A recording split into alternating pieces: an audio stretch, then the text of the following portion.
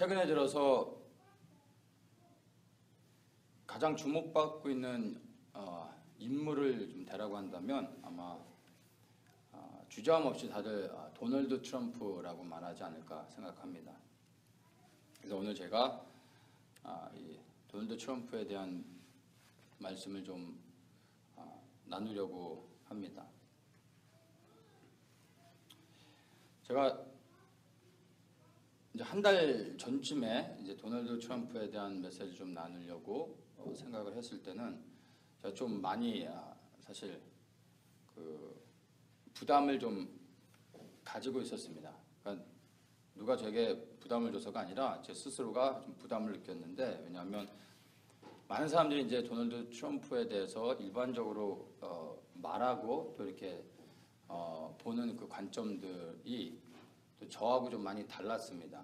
그래서 조금 도널드 트럼프에 대한 메시지를 나누는 게 제 스스로가 좀 부담이 됐었는데, 지금은 제가 조금 편안하게 나눌 수 있을 것 같아요. 왜냐하면 이제 다 아시는 것처럼 이제 도널드 트럼프가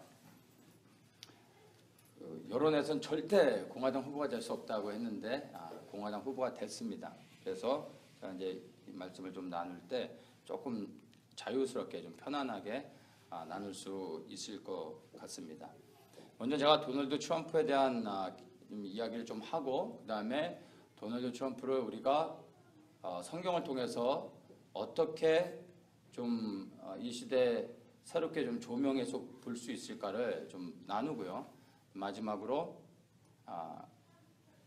도널드 트럼프가 미국 대선 후보니까 미국에 대한 메시지를 해야 되는데, 제가 원래 이제 미국에 대한 메시지를 좀 하려고 했는데 어제 저녁에 주님께서 이 미국이 아닌 그 결론을 북한으로 내게 하시더라고요. 그래서 성령님의 인도하심인 것 같아요. 그래서 제가 미국이 아닌 북한의 메시지로 마무리를 좀 하도록 하겠습니다. 도널드 트럼프와 북한이 어떻게 연결되는지 말씀을 통해서 한번 이렇게 편안하게 제 개인적인 견해들을 나누게 될 것입니다. 그래서 한번 들어보시고 정말 그것이 말씀을 통해서 우리가 분별해낼 수 있는 것이라면 우리가 또 이 말씀을 붙잡고 이렇게 기도하는 시간을 가지면 좋겠습니다. 먼저 이제 도널드 트럼프에 대한 이야기를 좀 하겠습니다. 이 도널드 트럼프는 아는 것처럼 뉴욕 출신으로서 부동산 재벌입니다. 아버지가 뉴욕의 부동산 재벌이었는데 아버지의 사업을 물려받아서 이제 그 비즈니스를 더 크게 확장해서 오늘날의 트럼프 월드를 이렇게 만들어낸 부동산 재벌가입니다. 그가 미국 대선 후보로 이제 출마를 선언하면서 개인 자산을 신고한 자산만 한국 돈으로 10조 원이 넘습니다. 그러니까 뭐 엄청난 거죠. 신고한 개인 자산이 10조 원이면 그가 실제적으로 운영할 수 있는 자금은 뭐 상상할 수 없는 엄청난 금액이 되겠죠. 자, 그런 사람이 공화당 후보로 이제 나오게 됐는데, 재미난 건 공화당 후보로 나왔는데 공화당 지도부에서 가장 그 반대하는 인물이었습니다. 공화당 후보로 출마를 했는데 공화당 지도부가 가장 반대하는 그러한 후보였다라는 것입니다. 제프씨 같이 지도부에서 이렇게 지지해줬던 사람들은 초기에 다 탈락이 됐고, 이제 도널드 트럼프가 결국엔 됐는데, 공화당 지도부가 트럼프를 지지하지 않는 데는 그 이유가 있습니다. 왜냐하면 그가 완전한 아웃사이더이기 때문입니다. 그러니까 그는 정치로 따지면은 처음 하는 사람이죠. 그래서 정치계에 어떤 영향도 받지 않았을 뿐만 아니라 또 이 공화당과 어떤 인맥도 없었기 때문에 공화당 지도부의 정책과 트럼프가 생각하고 있는 정책이 전혀 다릅니다. 하나도 비슷한 게 없을 정도로 완전히 다릅니다. 그러니까 트럼프가 대통령이 됐을 때 공화당 지도부의 그 정책을 따라서 같이 상의하면서 국가의 정책들을 운영해 나가야 되는데 이거는 완전히 공화당 지도부하고 따로따로 노는 거예요. 그러니까 공화당 지도부로서는 이 통제하기가 어려운 거죠.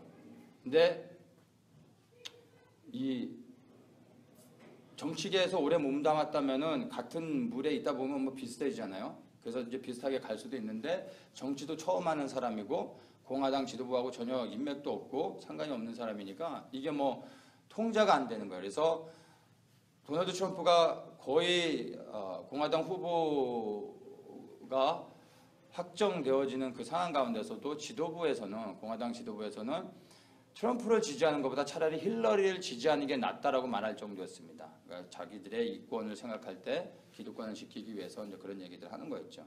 자, 어쨌든 그런 공화당 지도부의 반대에도 불구하고 결국에는 후보가 됐습니다. 또 한 가지가 이 도널드 트럼프를 사람들이 이제 인식하고 말하는 것들이 대부분 비슷해요. 막말하고 무례하고 예의가 없고 그리고 그를 지지하는 사람들의 대부분은 이렇게 배우지 못한 이제 이 하류층의 노동자들만 트럼프를 좀 지지한다라고 사람들이 이렇게 얘기하는 것들은 아마 들어보셨을 것입니다. 그런데 사실은 이것과 다르죠. 왜냐하면 그것이 이 선거 결과에서 말해주고 있는 것입니다. 그냥 힘없는 공화당을 지지하는 어떤 아무런 영향력을 행사할 수 없는 노동자들이 지지해준다고 해서 공화당 후보가 되어질 수 있는 것이 아닙니다. 여론에서 그렇게 조장을 했던 것뿐이지 실제로는 트럼프는 미국민들, 특히 이제 백인들 사이에서 절대적인 지지를 받으면서 공화당 후보가 되어졌던 것입니다. 그 지도부의 반대에도 불구하고, 그러니까 이제 그 결과로서 말해주는 것이죠. 그래서 다수의 대중 매체들은 공화당 후보가 절대 되지 않을 것이다라고 장담을 했었지만 예상은 빗나가고 이제 공화당 후보가 됐는데 자기 스스로 자력으로 스스로의 힘으로 그렇게 되어졌습니다. 자, 근데 왜 여론은 실제 국민들의 그 대중의 마음들과 생각들을 반영하지 못하고 뭐 반대로 갔을까요? 자, 이것을 대선과 관련해서만 좀 말씀을 좀 잠깐 나누도록 하겠습니다. 사실 국민들이 트럼프를 원하지 않았던 것이 아니라 백악관을 뒤에서 압력을 넣어서 자기들이 원하는 것을 취하는 그러한 금융 엘리트 세력들이 트럼프를 원하지 않았던 것입니다. 자, 이것을 대선과 관련해서 이제 얘기를 한다면 미국 대선은 우리가 생각하는 것보다 엄청나게 많은 선거를 위해서 엄청나게 그 많은 이 자금이 필요합니다. 원래는 그렇게 대선 때 그렇게 많은 돈이 필요하지 않았는데 이 엘리트 세력들이 금융 세력들이 대선 때 돈이 없으면 선거를 할 수 없도록 시스템을 만들었습니다. 그래서 모든 대통령 후보들이 선거를 위해서 이제 후원금을 받죠. 후원금을 많이 받는 얼만큼 받느냐에 따라 그 인지도가 올라가는 것입니다. 그런데 이 트럼프는 수많은 이제 민주당과 공화당 어떤 후보든 상관없이 모든 후보들이 이제 그 후원금을 이제 모금을 하는데 그 후원금이 어디서 오냐면 개인이 뭐 이렇게 3, 4, 5 모여서 지원해 주는 것이 아니라 어떤 기업이나 금융 기관이나 어떤 사설 단체들에서 각 당의 후보들에게 자금을 지원해 줍니다. 그래서 이 유력한 후보일수록 더 많은 지원금을 받게 되죠. 그래서 모든 민주당과 공화당 상관없이 모든 그 후보들이 지원금을 받게 되는데 그 지원금을 받게 돼서 대통령이 당선이 되게 되면 후원금을 많이 받은 사람일수록 대통령이 됐을 때 그 후원금을 제공해줬던 기관이나 단체로부터 자유롭지 못하게 됩니다. 왜냐하면 후원금을 많이 내줬기 때문에 거기에 대한 영향력들을 행사할 수 있고 그것을 가지고 자신들이 원하는 것을 백악관을 움직여서 이제 자기들이 원하는 것을 취해내는 것이죠. 그게 이제 금융 엘리트 세력들이 하는 일입니다. 그런데 문제는 트럼프는 이번 대선 때 보면은 어떤 다른 외부 세력으로부터 어떤 후원금을 받는 것이 전혀 없이 자기 돈으로 선거를 하고 있습니다. 아마 미국 대통령 가운데 처음이 아닐까 싶습니다. 그래서 그가 이제 직접 얘기를 했죠. 나는 돈 많이 모아놨다. 그래서 내 돈으로 선거할 수 있다라고 얘기합니다. 물론 이제 그 사람을 후원해주는 사람도 있지만 그 후원금은 어떤 정치적인 색깔을 가지고 압력을 넣기 위한 게 아니라 그냥 자발적으로 하는 것입니다. 뭐 도널드 트럼프에게 후원금 내면서 당신 당선되면 나한테 이렇게 해줘야 돼라고 말하면 도널드 그 트럼프 스타일이라면 어떻게 할까요? You are fire 하고 그냥 당신 아웃 안 받아 이래버리겠죠. 그러니까 그냥 순수한 의미로 받는 것은 있어도 대부분 자기 돈으로 하고 있습니다. 문제가 뭐냐면 말씀을 드린 것처럼 이 엘리트 세력들이 후원금을 제공해 줌으로 인해서 누가 당선이 되든 간에 자기들이 원하는 것을 그 대통령을 통해서 취할 수 있고 자기들에게 유리한 정책들을 펼쳐나간다라는 것입니다. 그래서 사실 미국에는 양당 체제지만 민주당과 공화당이 있지만 실제로는 당이 하나입니다. 그걸 민주당이라고 부르든 공화당이라고 부르든 상관이 없이 원래는 당이 하나입니다. 근데 같은 당 아래 그 같은 당 안에 청팀과 홍팀이 있는 것입니다. 그러니까 당이 하나이기 때문에 같은 당 안에서 청팀이 되든 홍팀이 되든 어느 팀에서 대통령이 되든 정책은 똑같다라는 것입니다. 이게 제가 하는 얘기가 아니라 공화당 정치인들이 하는 얘기입니다. 미국의 당은 하나이다. 그러니까 이 엘리트 세력들이 자기가 원하는 사람한테 후원금을 줘서 밀어주는 것이 아니라 누가 되든 상관이 없어요. 이들이 가진 게 돈이니까 그냥 공화당이든 민주당이든 모든 후보들에게 다 지원을 해줍니다. 누가 돼도 상관이 없어요. 그리고 그 대통령이 됐을 때 이제 그들을 뒤에서 이제 조정하고 압력을 가하고 움직이는 거죠. 자신들이 원하는 방향으로. 자, 그런데 이 엘리트 세력들이 도널드 트럼프를 싫어할 수밖에 없는 이유가 바로 자신들이 트럼프에게는 영향을 미칠 수 없다라는 것입니다. 이 사람이 부동산 재벌이 된 것도 어떤 세상의 금융 세력들과 이렇게 연계해가지고 돈을 번 게 아니라 그냥 뉴욕에서 자수성가해가지고 부동산 재벌이 됐습니다. 그래서 금융 세력들의 도움을 받아서 한 게 아니라 자기만의 독특한 경영 방식으로 부동산 재벌이 됐으니까 금융 세력들과도 상관이 없고 이 선거를 하는데 그 엄청난 자금도 자기 돈으로 그냥 다 해버리니까 이 세력들이 도널드 트럼프에게 어떠한 영향력도 행사할 수가 없는 거예요. 그러니까 지금 문제가 뭐냐면 트럼프만 빼고 아무나 다 돼도 되는데 트럼프가 되면 안 되는 거죠. 근데 문제가 지금 반은 된 거예요. 공화당 후보가 됐으니까. 그래서 지금 이것이 핫 이슈입니다. 언론 세계에서나 외부적으로 드러나는 것에서는 핫 이슈가 아니겠지만 그 엘리트 세력들에게는 이게 핫 이슈가 되겠죠.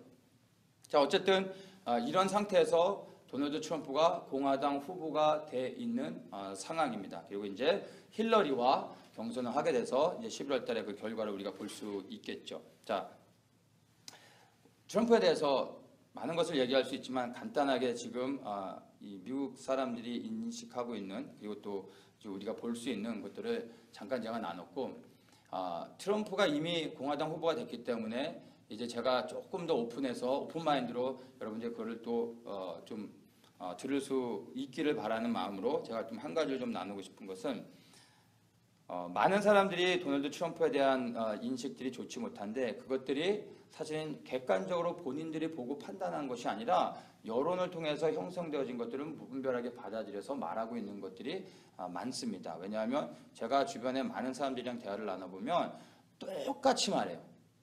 그 부정적인 견해들이. 근데 이게 다 세뇌되어진 것들의 영향일 가능성이 많습니다. 왜냐하면 오늘날의 대중매체들이 금융세력들이 다 이렇게 지배하고 있기 때문에 본인들이 원치 않는 그런 기사들은 나가지 않도록 하죠. 자, 어쨌든 제가 말씀드리고 싶은 것은 우리가 보는 관점과 하나님이 보시는 관점은 다를 수 있다라는 것입니다.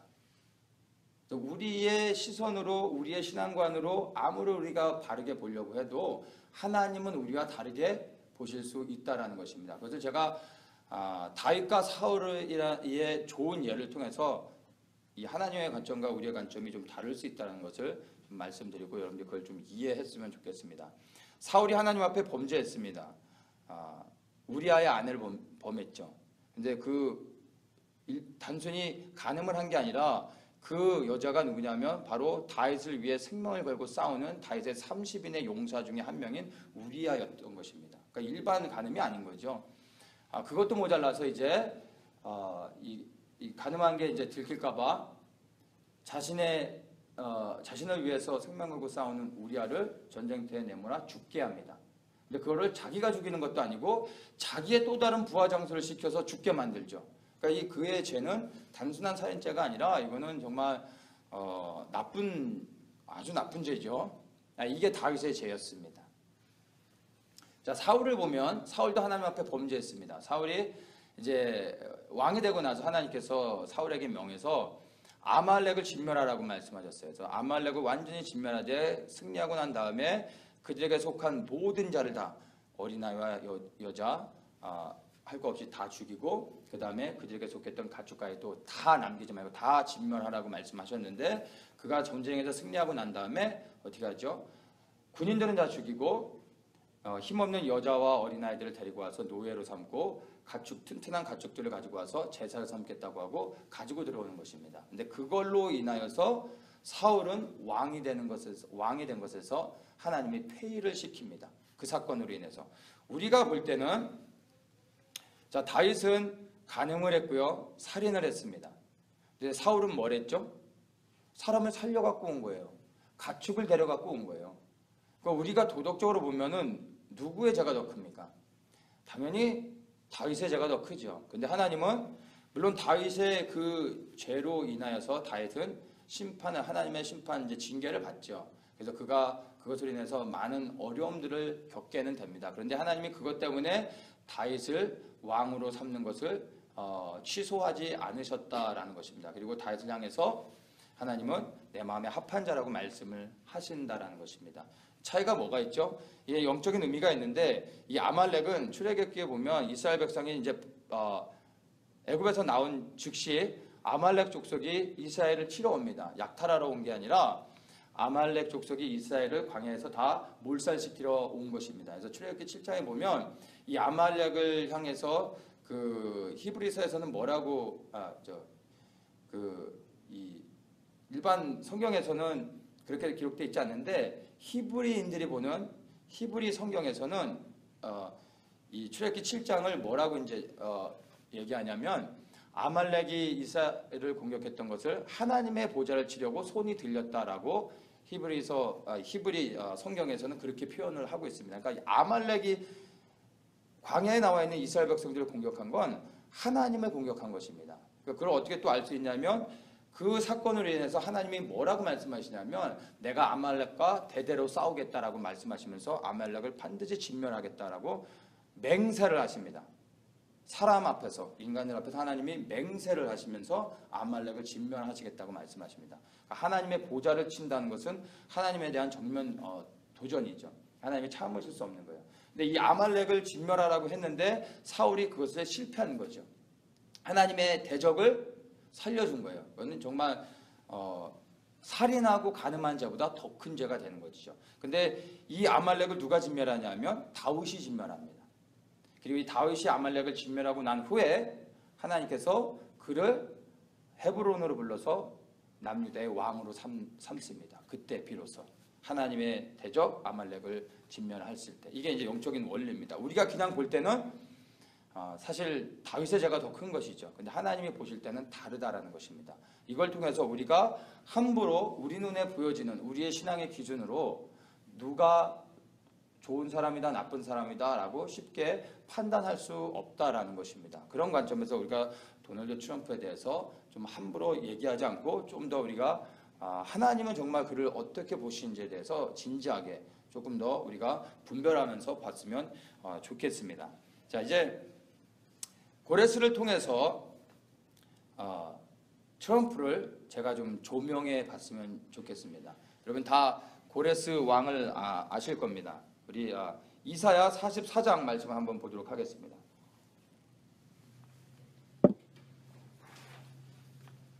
이사야 44장 28절에 보면 이제 고레스에 대한 하나님의 예언이 있습니다. 28절 제가 한번 읽겠습니다. 고레스에 대하여는 이르기를 그는 나의 목자라 나의 모든 기쁨을 성취하리라 이렇게 말하고 있습니다. 자, 고레스를 향해서 하나님께서 나의 목자다 나의 모든 기쁨을 성취할 것이다 라고 고레스에 대해서 말씀하고 있다라는 것입니다. 자, 이 고레스가 누굽니까? 이 고레스는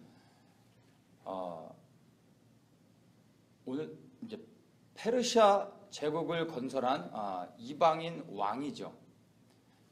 유대인이 아닙니다. 완전한 이방인인데 하나님께서 그 이방인 고레스를 향해서 나의 목자다라고 말하고 있는 것입니다. 유대인을 향해서 말하고 있는 게 아니라 다윗을 향해 말하고 있는 게 아니라 이방인, 하나님을 섬기지 않는 이방 사람을 향해서 내가 세운 목자다라고 하나님께서 고레스를 향해서 그렇게 말씀하고 있다라는 것입니다. 우리 이사야 45장 1절부터 한번 보겠습니다.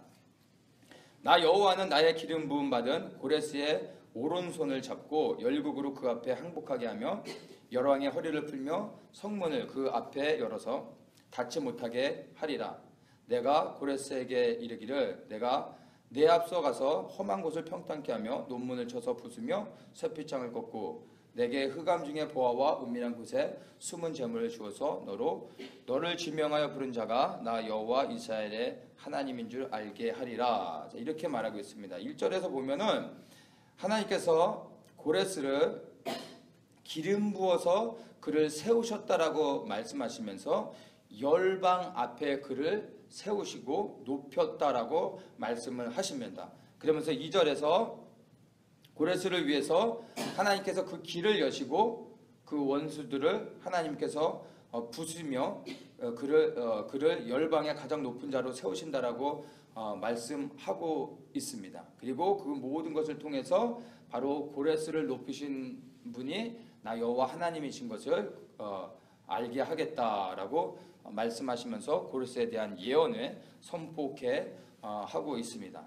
근데 그렇게 이방인 고레스를 하나님께서 의도적으로 높이시는 이유가 있습니다. 4절에서 이렇게 말해주고 있습니다.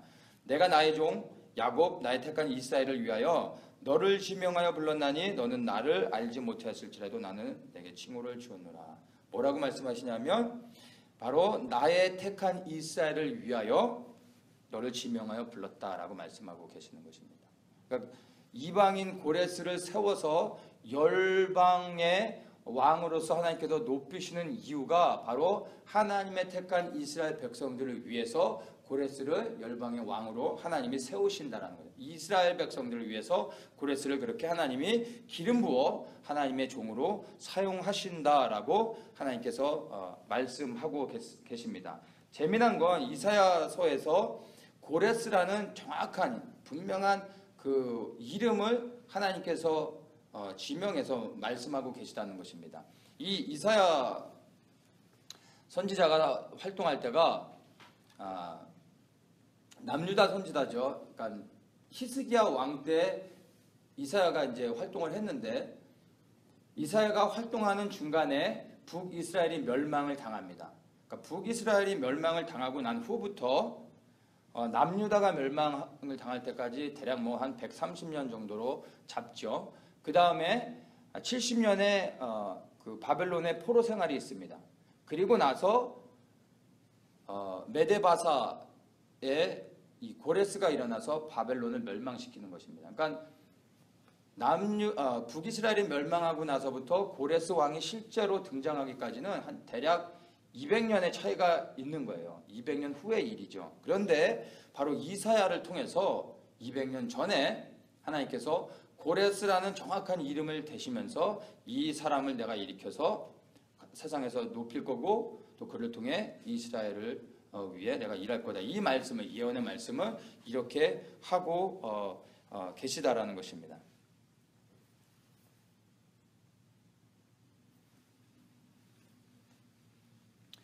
이 고레스는 하나님이 세우셨다고 해서 우리가 좀 오해하지 말아야 될 것은, 다윗과 같이 정말 하나님의 마음에 합한 자로서 오직 하나님만을 섬기는, 생명 들여서 섬기는 그러한 사람의 모습으로 우리가 생각해서는 안 됩니다. 그런 건 아니고 바로 하나님의 뜻을 위해서 하나님이 구별하여 쓰시는 이방 사람이라는 것입니다.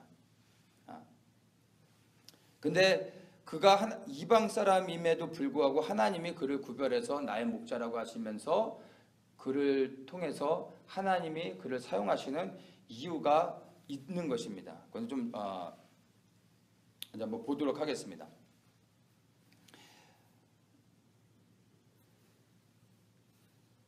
보통 하나님께서 이스라엘 백성들이 하나님 앞에 범죄했을 때 이방 민족을 사용해서 이스라엘을 심판하십니다. 그러니까 대부분의 이방 민족들이 하나님께 사용되는 방법은 이스라엘을 심판하실 때, 그들의 죄악 때문에 이스라엘을 심판하실 때 이방 민족을 사용하시는데, 고레스는 이스라엘을 심판하기 위해 사용하시는 것이 아니라 어떻게 해요? 이스라엘을 구원하기 위해 사용하고 계시다라는 것입니다. 그러니까 바벨론은 이스라엘을 심판하기 위해 하나님이 사용한 민족이라면, 페르시아의 고레스는 이스라엘을 구원하기 위해 하나님이 사용했다라는 것입니다. 그래서 하나님이 이방 민족들을 하나님의 뜻을 위해 사용하는데, 아무나 하나님이 사용하시는 게 아니라 심판 때 사용하는 민족이 있고 또 구원을 위해 사용하는 민족이 있다라는 것입니다. 근데 구원을 위해 사용할 때는 하나님께서 아무나 사용하지 않고 하나님이 분별해서 하나님이 이스라엘의 구원을 위해 사용할 만한 어떠한 그 이유, 근거가 있을 때 하나님이 사용하신다라는 것입니다. 그것을 에스라서에서 한번 좀 저희가 보도록 하겠습니다. 에스라 1장 1절에서 보면은 이렇게 말합니다. 바사왕 고레스 원년에 여호와께서 에레미야의 입으로 하신 말씀을 응하게 하시려고 바사왕 고레스의 마음을 감동시키매, 이렇게 말씀하고 있는데, 자, 에레미야를 통해서 하나님이 말씀하신 게 뭐냐 하면, 에레미야가 끊임없이 이스라엘이 돌이켜 회개해서 하나님 앞에 나아올 수 있도록 그 회개를 선포했습니다. 그리고 이스라엘이 그렇게 돌아오지 않을 때 하나님의 심판임을 것이라고 끊임없이 선포했던 선지자입니다.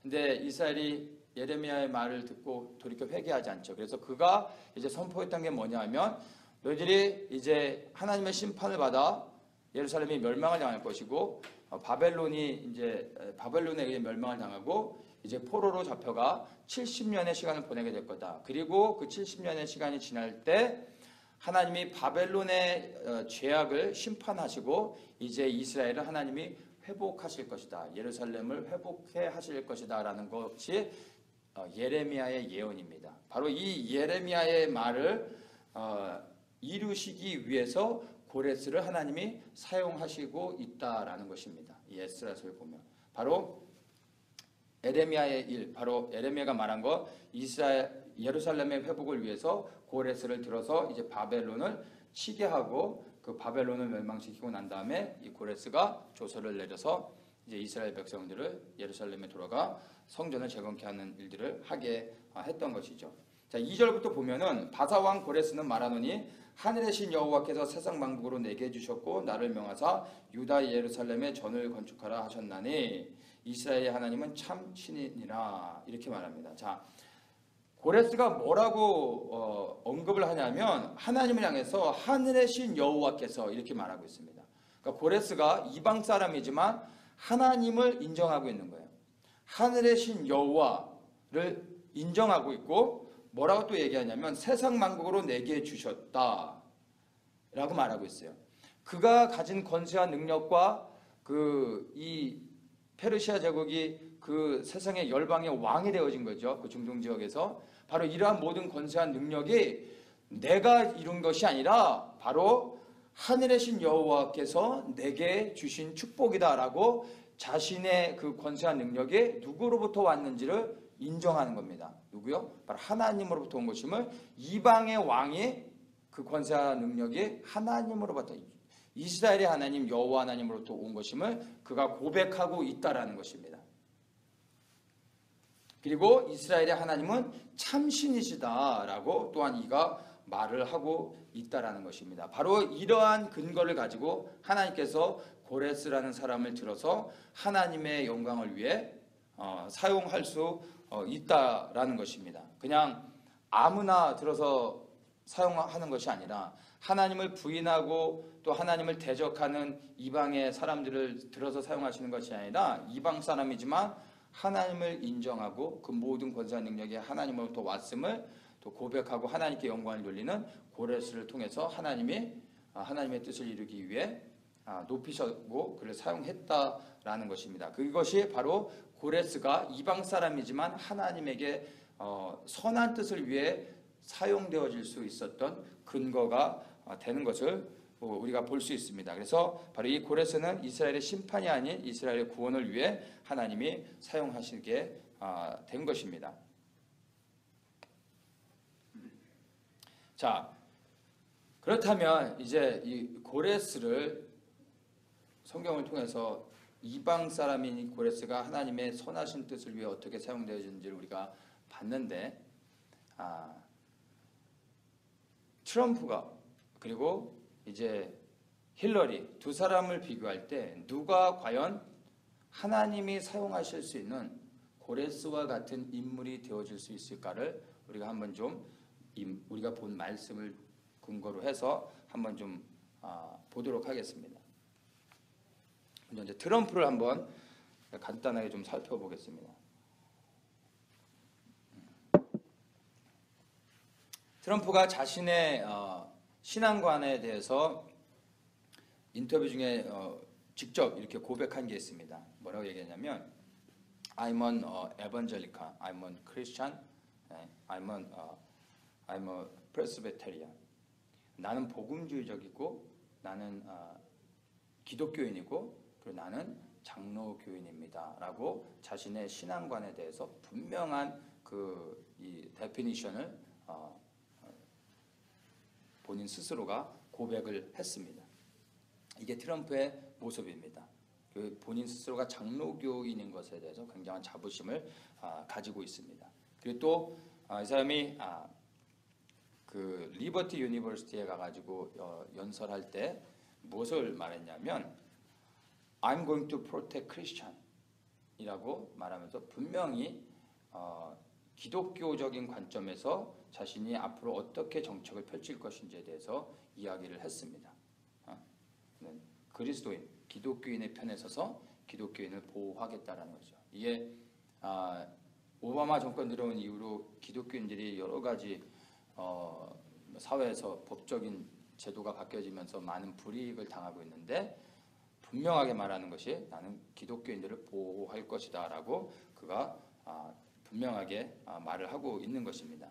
그리고 또 인터뷰 가운데서 또 하나 이제 그 말한 게 이제 성경을 굉장히 많이 이렇게 소장하고 있습니다. 그러니까 그가 모은 게 아니라 트럼프 지지자들이 성경을 그렇게 많이 그에게 보내준다고 합니다.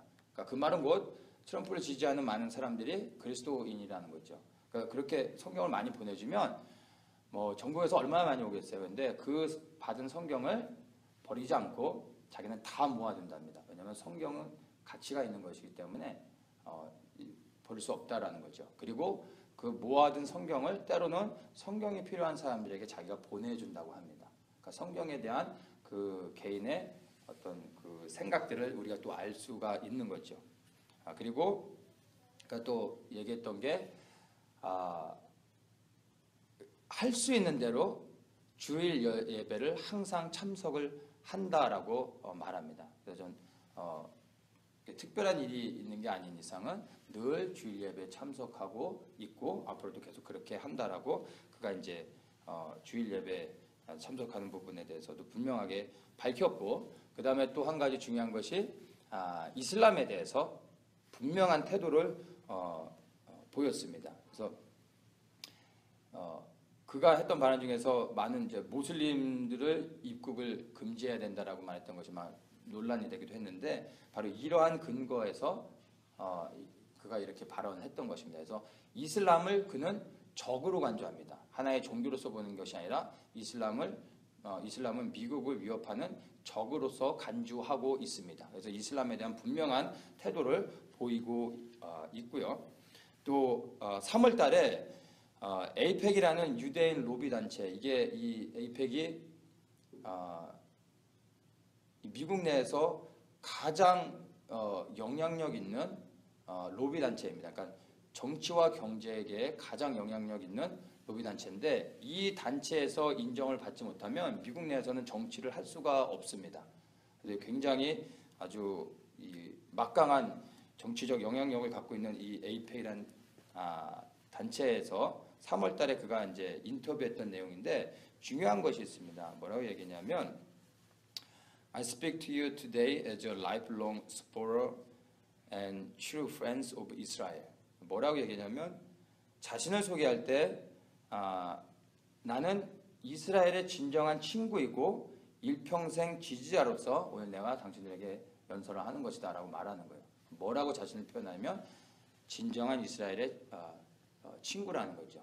그래서 이스라엘에 대한 본인의 어떤 정책 그리고 자신의 입장을 분명히 말해주고 있고요. I'm a newcomer to politics. 그러니까 나는 정치에는 초년병이지만 but not to backing the Jewish state. 이게 굉장히 중요한 말이죠. 오바마 정권이 들어온 이후로부터 이제 팔레스타인 그 영토, 그러니까 웨스트뱅크 지역을 다시 팔레스타인들에게 돌려줘야 된다라고 계속해서 압력을 놓고 있습니다. 그래서 이스라엘과 미국 역대 관계 중에서 아마 오바마 대통령이 가장 안 좋은 관계를 가지고 있는 상황이 아닌가 생각이 됩니다. 그래서 계속해서 이스라엘에게 푸시하고 유엔을 통해서도 푸시해서 이 전쟁을 통해서 빼앗은 예루살렘과 이 웨스트뱅크 지역을 팔레스타인들에게 돌려주라고 계속 압박을 가하고 있는 것입니다. 근데 이것이 요엘서에서 하나님이 경고하고 있는 거죠. 이스라엘 하나님의 땅을 나눌 때 하나님이 심판하실 거라고 하신 말씀들이 있는데 바로 지금 오바마가 그런 일을 하고 있는 중에 이 트럼프는 이스라엘을 향한 분명한 본인의 태도를 보이고 있는 것입니다. 그래서 반드시 이스라엘 편에 서서 이스라엘 땅을 지켜주겠다라는 것이죠. 이게 굉장히 또한 트럼프를 볼 때 중요한 내용이 되는 것입니다. 자, 그러면 이제 힐러리를 간단히 보면요. 힐러리는 그 신학적 배경은 감리교입니다. 그런데 그의 신앙의 실질적인 고백과 어떤 개인의 어떤 신앙관이나 아니면 성경의 가치관이나 이런 것들을 알아볼 길이 없습니다. 개인 스스로 그것에 대해서 고백하거나 말한 적이 없기 때문에 그 백그라운드는 감리교라는 것을 알 수 있지만 실제 그의 신앙에 대해서는 알 수가 없습니다. 그러나 이제 힐러리의 정치 활동을 통해서 우리가 분명하게 팩트를 가지고 말할 수 있는 것은요. 힐러리는 완전히 아주 전적으로 동성애를 지지하는 사람입니다.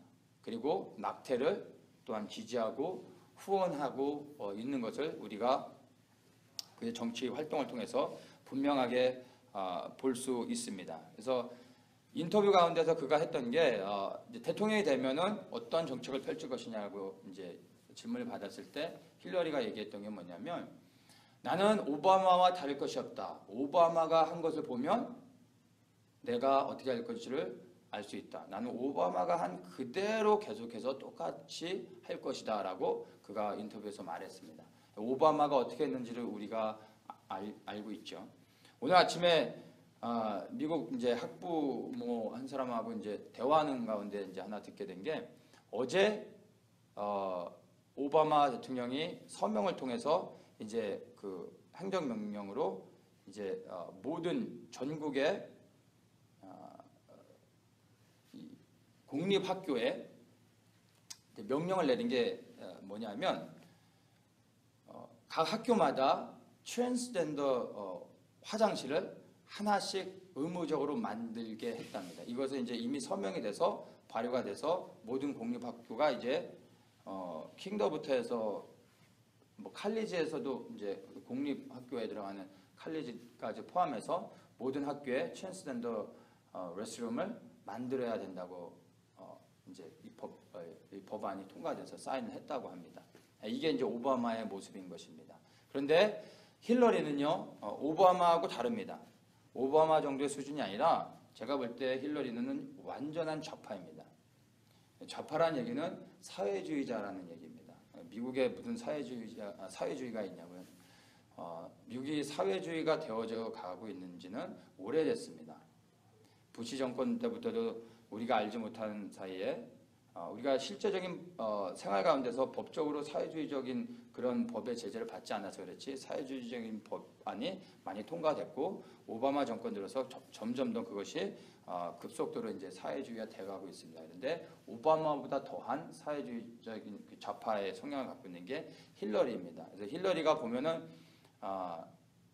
여성 운동하는 단체들, 페미니스트들의 멘토 역할을 해주고 있죠.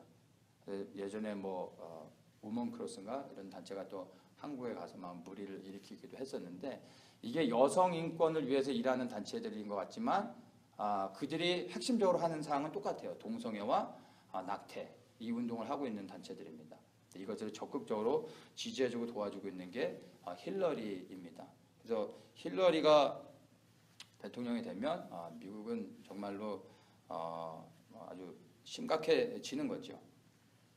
이게 이제 간단하게 힐러리에 대해서 볼 수 있는 그리스도인적인 크리스찬의 시각으로서 볼 수 있는 그러한 모습들인 것입니다.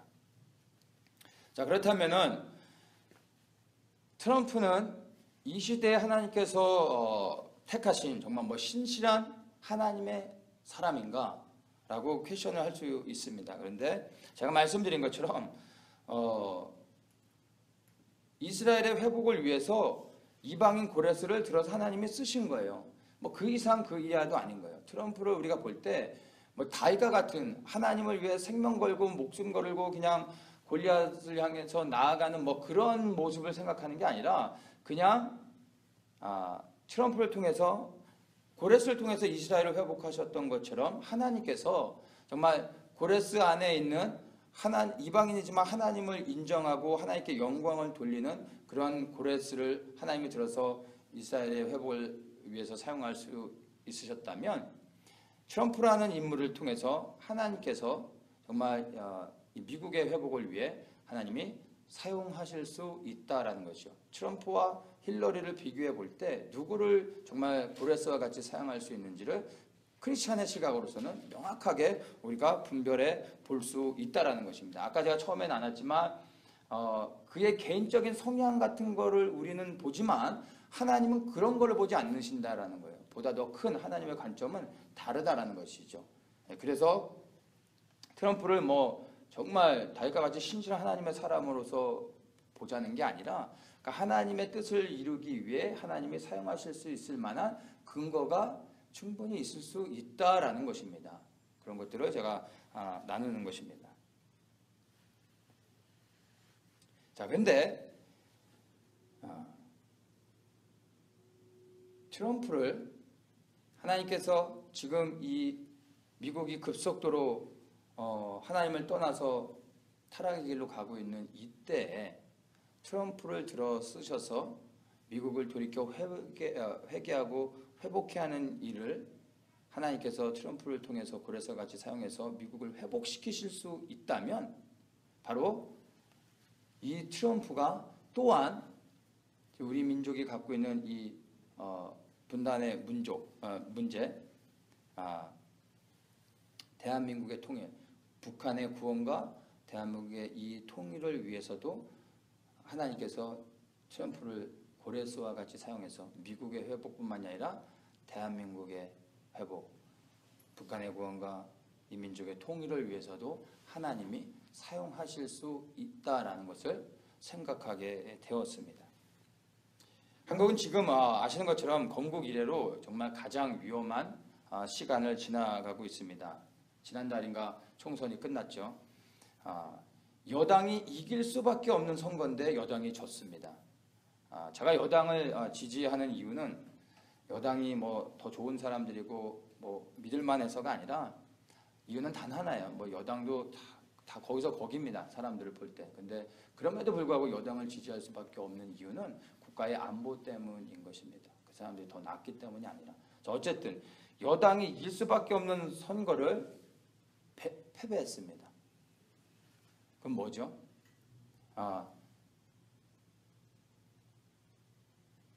이제 연령층들이 이제 출산율이 저조해져서 젊은 층들의 투표권을 가진 젊은 사람들이 좀 줄어들었고 대신 이제 투표권을 가진 고령화된 이제 나이가 드신 연령층들이 더 많이 늘어났어요. 그래서 이번 총선 때는 그 투표권을 가진 사람들의 나이 분포대를 볼 때 연령층이 상당히 높았습니다. 그러니까 나이가 한 30대 중반에서 이제 40대 넘어가면 국가의 안보를 생각하면서 대부분이 여당을 지지하게 됐죠. 그리고 또 야당은 이번에 둘로 갈라지게 됐잖아요. 그러니까 이거는 여당이 이길 수밖에 없는 것임에도 불구하고 완전히 참패를 했습니다. 그래서 여소야대 이 이제 구조로 이제 정말 어려운 상황이 됐습니다.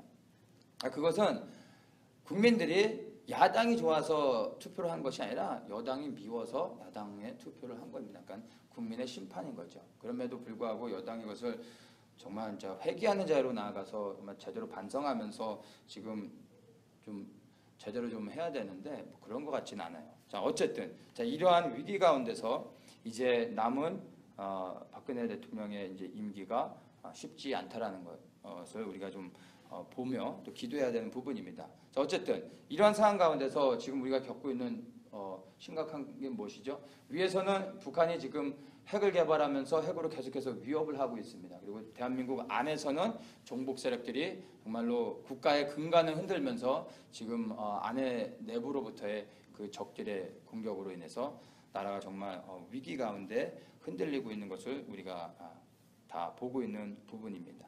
시간은 우리에게 결코 유리하지 않습니다. 이대로 계속하면 자유통일의 길은 쉽지 않습니다. 오히려 정말 어느 순간에 문이 열려져서 위에서 그냥 사상적으로 그냥 완전히 무너뜨려서 북한에게 길을 내줄 수도 있는 그러한 위기 가운데 있음을 우리는 좀 자각을 인지를 좀 해야 됩니다. 자, 북한은 우리가 아는 것처럼 스스로 문을 열지 않고 그리고 또 쉽게 망하지도 않습니다. 전 세계에 유례가 없는 독특한 체제로 통제하고 있기 때문에 북한 체제 스스로 안에서 내부에서 무너지는 것을 기대하는 것은 좀 꿈같은 얘기입니다.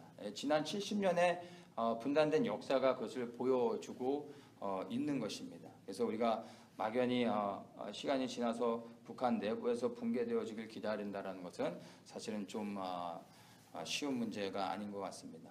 자, 그래서 제가 생각할 때는 이제 외부에서 고레스와 같은 자가 일어나서 이제 북한의 문을 열어야 된다라는 것입니다. 자, 우리가 한국 전쟁을 겪었는데 한국 전쟁 때 유엔이 나와서 이제 도와줬지만 사실은 일방적인 미군의 지원을 통해서 한국 전쟁에서 우리가 적화되지 않고 이제 분단이 됐습니다. 반은 우리가 지켜낼 수 있었던 것입니다. 미국의 절대적인 개입을 통해서 오늘날의 이 한국이 자유민주주의를 이룩할 수 있게 됐습니다. 그리고 전쟁으로 폐허가 된 한국 땅을 미국이 또한 무상 지원으로 아무런 조건 없이 엄청난 자금과 여러 가지로 도와주면서 나라를 재건해줘서 오늘날의 대한민국이 번영을 이루게 된 것을 우리는 부인할 수 없었습니다. 그러니까 대한민국이 전쟁을 통해서 나라를 지켜내고 또 그 전쟁으로 폐허가 된 이 나라를 재건하는 데 있어서도 외부에서 바로 미국의 절대적인 도움이 아니었으면 불가능했다라는 것입니다. 바로 이미 우리는 두 번에 걸쳐서 하나님께서 미국을 고레스와 같이 사용해서 한국을 도와줬던 것을 우리가 볼 수 있는 것입니다. 이제 바로 지금 이러한 위기 가운데서 바로 다시 한번 한국에 처한 이 위기 상황 가운데서 미국이 고레스와 같이 다시 이 대한민국을 돕고 회복시키 주는데 그러한 역할들을 할 수 있다라는 것을 좀 기대해 보게 되는 것입니다. 예루살렘의 회복이 유대인들의 자력으로 되어진 것이 아니라 바로 하나님이 세우신 특별한 이방인 고레스를 통해서 이스라엘이 회복되어져서 예루살렘을 성전을 재건하고 돌아올 수 있게 된 것처럼 바로 북한의 구원, 북한의 회복 또한 바로 외부에서 고레스와 같은 자가 일어나서 북한의 문을 열어줄 때 대한민국의 통일을 이루고 정말 하나가 될 수 있다라는 것이죠. 외부에서의 도움이 절실하다라는 것을 생각하게 됩니다. 근데 어떻게 이런 일들이 실제적으로 일어날 수 있을까요? 저는 이것을 트럼프의 정책을 통해서 좀 기대해 보는 것을 좀 생각하게 됩니다. 그게 뭐냐면 트럼프가 첫 번째로 세운 가장 그 중요한 정책이 뭐냐면 아메리카 퍼스트죠. 그것에 지금 대다수의 미국 사람들이 이제 열광하며 트럼프를 지지해주고 있는 것입니다. 예, 모든 정책에 미국을 최우선시 여기겠다라고 하는 것입니다. 그것이 안보뿐만이 아니라 경제와 문화와 모든 영역 가운데 미국을 최우선시해서 이것이 어떤 정책을 펴든 이것이 미국에게 유익이 되느냐 안 되느냐를 놓고 미국에게 유익이 되지 않으면 하지 않을 것이고 미국에게 유익이 되는 모든 정책을 취하겠다라고 도널드 트럼프가 아메리카 퍼스트라는 정책을 내세운 것입니다. 그래서 미국 안보에 북한이 위협적인 존재다라고 판단이 되어질 때 트럼프는 북한을 제거하겠다라고 말했습니다. 그러니까 인터뷰 내용 중에서 북한에 관련된 인터뷰를 할 때 그가 이제 뭐라고 얘기했냐면 경제적으로 중국을 압박해서 북한을 제거하겠다라고 말을 했어요. 그래서 그 제거한다는 말이 무엇이냐라고 했을 때 그는 군사작전과 쿠데타를 일으키게 하는 것과 암살하는 것 모든 가능성이 다 열려 있다라고 말을 했어요. 그리고 내가 대통령이 되면 6개월 안에 북한을 끝낼 수 있다라고 그가 말했습니다. 많은 사람들이 트럼프를 향해서 막말한다고 해서 싫어하는데 저는 트럼프가 이렇게 북한을 향해서 막말하는 게 저는 오히려 좋더라고요. 전 세계 모든 지도자들 가운데 북한을 향해서 북한의 지도자를 향해서 김일성과 김정일과 김정은을 향해서 어느 누구도 트럼프와 같이 이렇게 막말을 한 사람은 아마 없었을 것입니다. 이 사람이 처음이에요. 북한을 그냥 내가 6개월 안에 끝내버리겠다 이렇게 말하는 사람은 없었습니다. 이게 트럼프니까 가능한 거죠. 이 사람 성향이에요. 근데 우리가 좀 가만히 곰곰이 생각을 해봐야 됩니다. 북한 정권은요, 정권 뒤에 숨어 역사하는 악한 영인 겁니다. 사실은 전 세계 어느 나라가 3대로 세습을 해가지고 국민을 포로로 잡아가지고 죽여가면서 자신의 배를 불리고 있습니까? 이건 정권이 아니라 깡패 집단인 거죠. 깡패 집단. 한 나라의 대통령이나 지도자들이 마피아 보스를 만나가지고 회장님 뭐 이렇게 말하지 않잖아요. 근데 오늘날의 많은 모든 나라의 대통령들이 이 북한의 지도자 김일성을 비롯해서 김정은까지 다 뭐 위원장이란 칭호를 주잖아요. 그게 아니죠, 사실은. 깡패 집단인데 트럼프와 같이 이렇게 말할 수 있는 사람이 나와야 되는데 역사상 그런 사람이 없었습니다. 근데 트럼프가 지금 이렇게 말하고 있는 거예요. 아마 제가 볼 때 김정은이가 떨고 있을 것 같아요. 트럼프가 되면 혹시 심장마비로 죽을지도 모르겠어요. 아주 트럼프의 이런 모습이 저는 사실 좋습니다. 하나님도 이런 모습을 기뻐하지 않을까 생각을 하게 되는 것입니다. 자, 이제 이것을 통해서 트럼프의 이런 아메리카 퍼스트라는 정책을 통해서 하나님께서 그를 고레스와 같이 사용해서 정말 북한을 하나님이 심판하실 수 있겠다라는 기대를 하게 되는 것입니다. 이사야 말씀을 한 가지만 더 좀 보겠습니다. 이사야 40장 말씀에 보면요. 이사야 40장 말씀은 하나님께서 이제 이스라엘의 회복에 대한 말씀을 해주시는 건데요. 이렇게 말씀하십니다. 이사야 40장 1절부터 제가 읽겠습니다. 너희 하나님이 가라사대 너희는 위로하라 내 백성을 위로하라 너희는 정다이 예루살렘에 말하며 그것에게 외쳐 고하라 그 복역의 때가 끝났고 그 죄악의 사함을 입었느니라 그 모든 죄를 인하여 여호와의 손에서 배나 받았느니라 할지니라 이렇게 말합니다. 예루살렘의 이제 회복을 위해서 이제 선포하시는 부분인데요. 뭐라고 얘기하냐면 이제 복역의 때가 끝났다. 그 죄악의 사함을 입었느니라 이렇게 말해요. 죄악의 사함을 입었느니라 이렇게 말씀하시면서 뭐라고 얘기하냐면 그 모든 죄를 인하여 여호와의 손에서 배나 받았다. 너희들이 하나님을 떠나서 너희가 하나님을 떠났기 때문에 심판을 받았는데 그 70년의 바벨론의 포로 생활을 통해서 그들이 지었던 하나님 앞에 지었던 그 죄들을 사함을 받았다라는 거예요. 70년 동안 그들이 아파하고 눈물 흘리고 또 하나님 앞에 회개하며 지내왔던 그 70년의 시간이 충분하다라는 거죠. 배나 갚았다라고 말씀하고 계시는 거예요. 그래서 뭐라고 얘기해요? 죄가 사함을 받았다라고 말씀하고 있습니다. 근데 여기서 죄악의 사함을 입었다라고 말하는데 밑에서는 죄가 바로 사함을 받았다라고 말하고 있습니다. 그럼 악은 어디 있는 겁니까? 죄악을 사함을 받았다라고 얘기하고 있는데 죄는 사함을 받았어요. 70년의 시간 동안 그들이 당한 고통이 바로 죄 사함을 받은 것입니다. 근데 악은 어떻게 됐습니까? 악은 바로 이 악을 제거하기 위해서 하나님께서 고레스를 세워서 바벨론을 심판하게 하신 것입니다.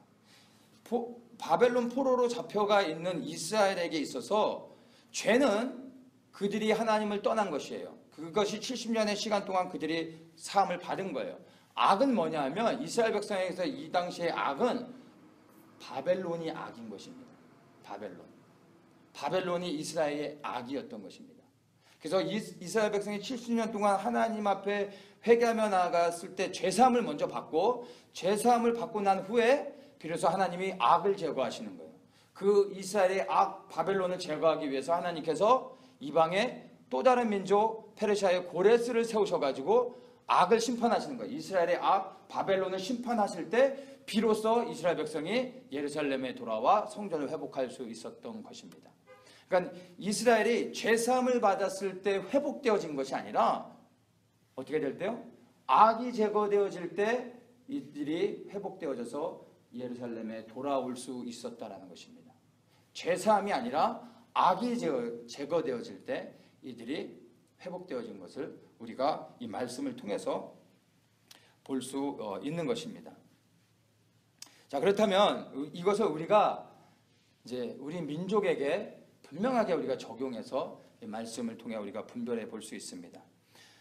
우리 민족의 분단의 원인을 우리가 알고 있습니다. 전 세계 유례가 없는 분단된 민족, 아직까지도 전 세계에서 유일하게 남아있는 분단된 민족인데 이 분단의 이유가 우리 그리스도인들은 알고 있습니다. 우상숭배, 신사참배로 인한 우상숭배, 그리고 그것에서 회개하여 돌이키지 않았던 바로 그 죄 때문에 이 나라가 분단이 되어지고 악한 자가 그 북한 땅을 합법적으로 통치할 수 있게 되어졌던 것입니다. 그게 우리의 죄의 결과인 것입니다. 그런데 지난 분단된 70년의 역사를 통해서 우리는 죄사함을 이미 받았습니다. 이 70년의 역사를 통해 바벨론의 70년의 포로 역사를 통해서 이스라엘 백성들이 그 죄사함을 배나 받았다라고 성경에서 말하는 것처럼 지난 70년의 분단의 시간을 통해서 우리 민족의 그리스도인들이 깨어나서 하나님 앞에 회개하는 자리로 나아갔죠. 바로 우리의 믿음의 선배들이 생명 들어서 하나님을 사랑하고 하나님의 그 말씀 앞에서 온전하지 못했던 것들을 우리의 죄로 여기면서 우리가 하나님 앞에 회개하며 나아갔습니다. 그 신사참배했던 것을 회개했고 하나님을 떠나 우상을 섬기며 세상을 사랑하고 물질을 섬겼던 것들을 회개하며 우리 그리스도인들이 하나님 앞에 죄사함을 구하며 나아갔습니다. 그 70년의 시간이 충분히 하나님이 우리의 민족의 죄를 사해 주시는 그런 시간이 되어졌던 것입니다. 이제 우리가 죄사함을 구하며 회개하며 계속해서 하나님 앞에 기도하며 나아갈 때가 아니라 이제는 70년의 분단의 시간이 이미 지났습니다. 70년이 지났어요. 70년의 시간이 동안 우리가 하나님 앞에 회개했던 그 시간으로 충분한 것입니다. 이제는 우리가 무엇을 기도해야 됩니까? 이 민족의 악이 제거되어질 수 있도록 위하여 이제는 더욱더 기도해야 된다는 것입니다. 그러면 이 민족의 악이 뭡니까? 북한의 악이 무엇입니까? 북한의 악은 김일성입니다. 김일성은 분명히 죽었는데 분명히 죽어있는 자가 살아있는 사람들을 통치하고 다스리고 있는 땅이 북한 땅인 것입니다. 북한의 악은 다른 것이 아니라 바로 김일성인 것입니다.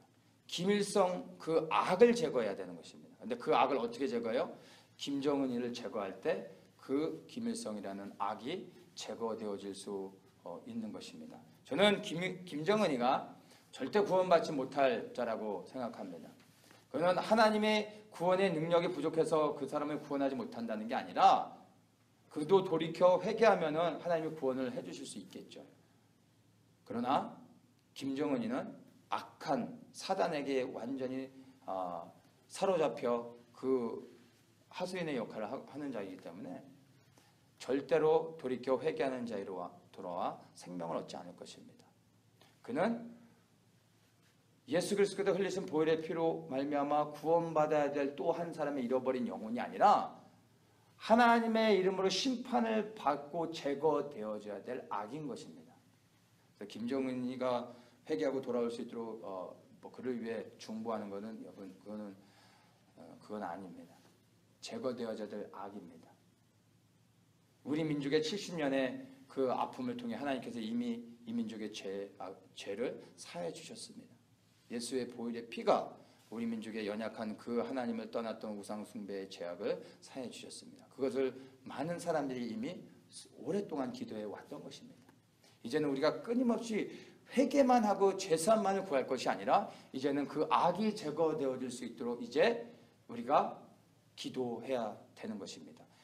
죄 사함을 받고 난 후에 악이 제거되는 것입니다. 이것이 영적인 원리입니다.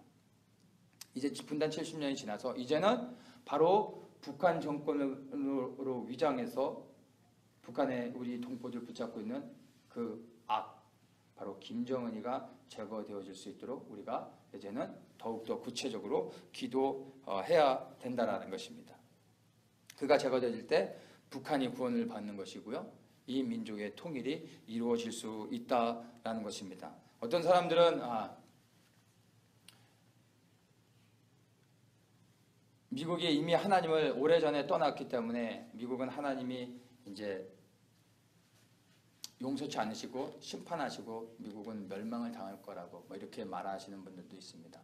근데 저는 그 부분에 대해서 좀 조심스럽습니다. 그렇지 않습니다. 하나님이 이 시대에 미국을 들어 사용하셔야 될 이유가 있습니다. 그래서 하나님께서 이제 고레스와 같은 자를 찾고 계시는 것입니다.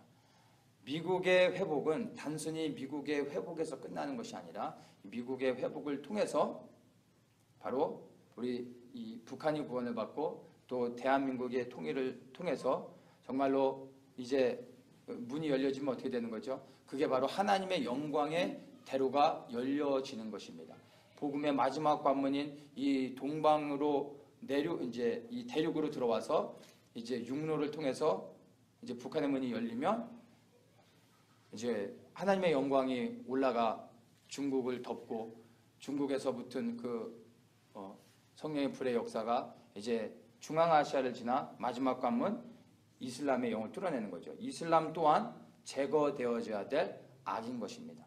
바로 이슬람의 영을 뚫어낼 때 그 다음에 드디어 하나님의 영광이 다시 예루살렘에 임하시고 그곳에서 예수 그리스도께서 통치하시는 것입니다.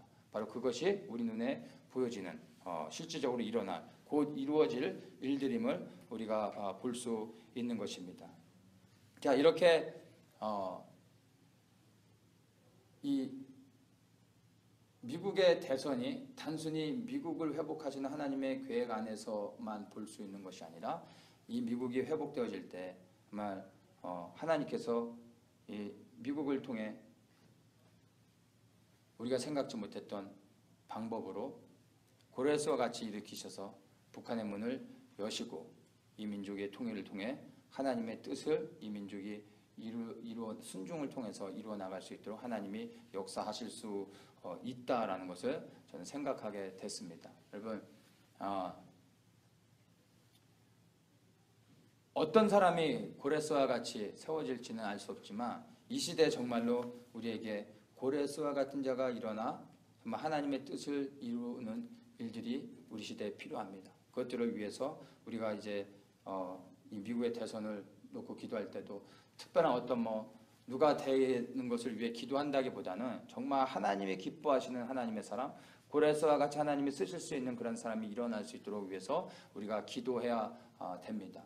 또한 그것이 단순히 미국뿐만이 아니라 정말로 우리 민족이 지금 위기 가운데 있는데 하나님이 이 미국에 세운 하나님의 고레스 같은 대통령을 통해서 하나님의 뜻을 이 대한민국을 향한 하나님의 계획들을 이루실 수 있도록 또한 그것들을 우리가 더 크게 하나님의 비전 안에서 보고 그것을 위해 기도할 수 있는 그러한 어떤 영적인 안목을 갖는 그러한 은혜가 있기를 예수님의 이름으로 축복합니다.